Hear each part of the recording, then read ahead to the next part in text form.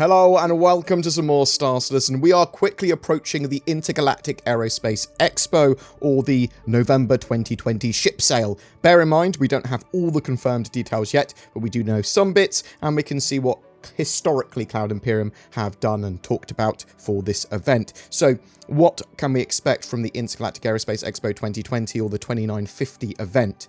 So when is it? The Intergalactic Aerospace Expo is typically a approximately 2-week event at the end of November each year.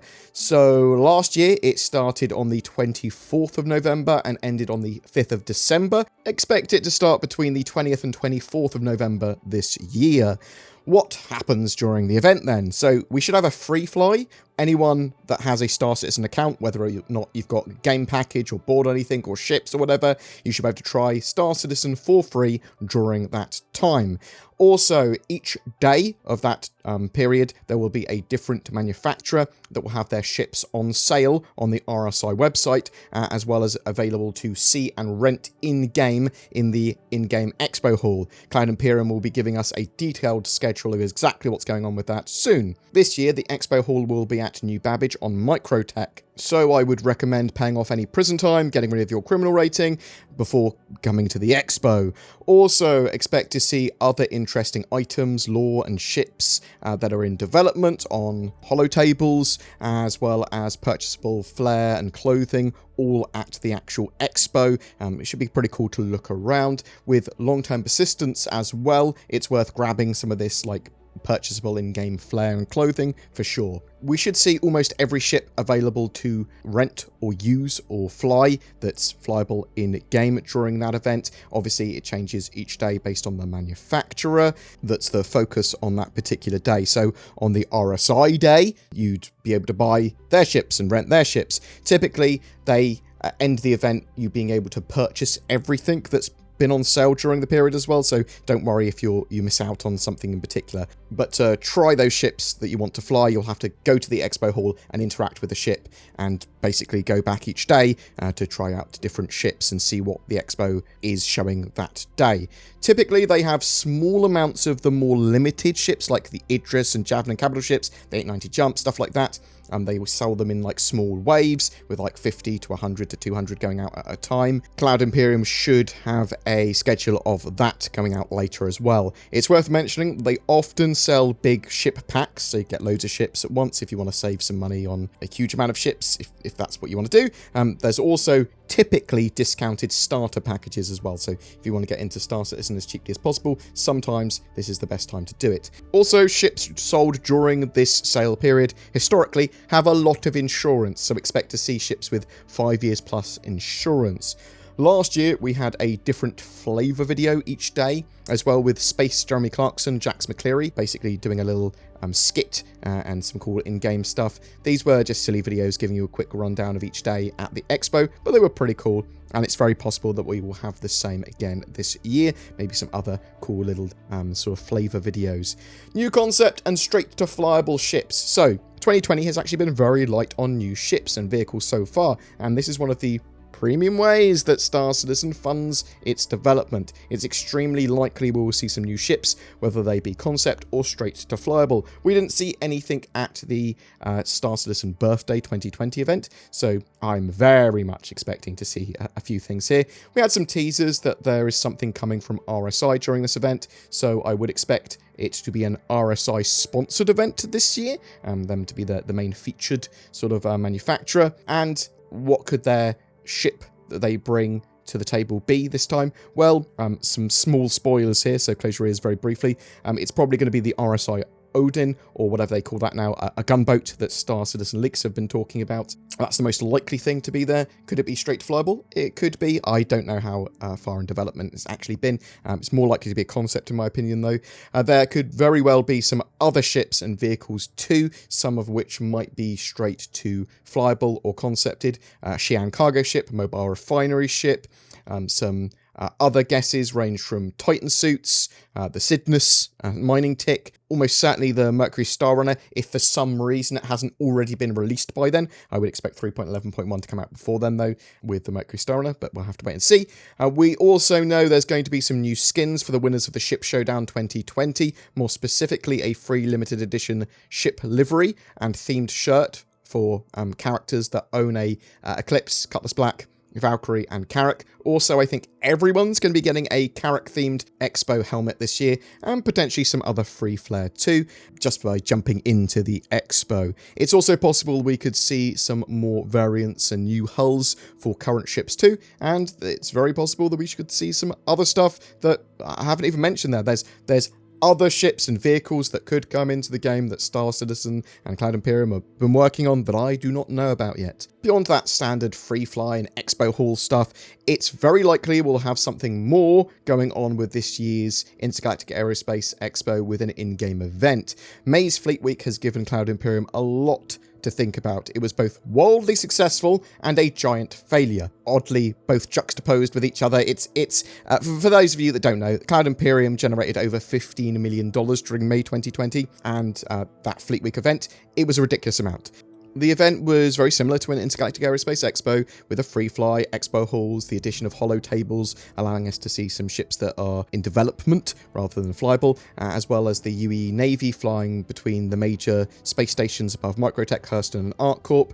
And also there was some cool lore and interesting set pieces and some cool stuff to have a look at the actual expo hall. There were fireworks and a load of ships flying around, the UE Navy, as I said, that were not normally in the persistent universe. The F-7A and F-8 military fighters and Idris and Javelin capital ships were all moving about the verse. It was sort of a display. The ships came into dock and the major stations above the major planets, and they would fly around and then move on. They also added capital ship docks that are still part of stations even after they've updated them recently, which should tell you something. Also, interestingly, the ships were combat ready, and you could pull them out of the station and armistice zones and fight them, with some groups of players actually taking down these massive ships. It was super cool, and with the relaxation of green zones now in 3.11, you can have capital ship and fleet battles more readily around stations, and that'd be quite interesting.